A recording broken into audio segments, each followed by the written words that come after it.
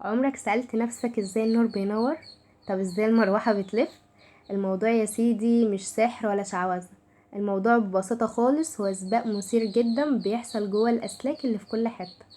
يلا بينا نفتح الستارة ونشوف الحكاية اللي بطلها مش بني آدم خالص، وبطلها هو الكهرباء نفسها. في سباق عربيات سري، بس العربيات دي مش عربيات عادية، دي إلكترونات بتجري في طريق مقفول. كان هدفها الوحيد انها توصل لآخر السباق، بس الطريق ده ما كانش سهل خالص. كان في الجهد هو السواق بتاع كل عربية، وده كان بيدوس بنزين على الآخر عشان يزود سرعتها ويخليها تتحدى أي حاجة قدامها.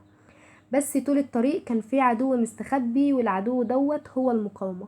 المقاومة دي كانت بتيجي على شكل مطبات أو حواجز بتظهر فجأة عشان تبطئ العربيات وتخلي السباق أصعب.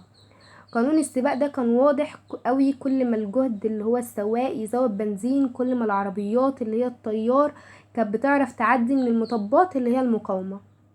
ولو المطبات كانت كبيرة قوي، كان لازم السواق يدوس بنزين اكتر عشان يعرف يكمل السباق في العالم الصغير ده. الجهد كان هو الامل، والتيار هو الشغل، والمقاومة كانت هي التحدي اللي لازم نعديه. دلوقتي كل ما تشوف لمبة بتنور او جهاز بيشتغل، افتكر ان في سباق عظيم بيحصل جوه الاسلاك ديت.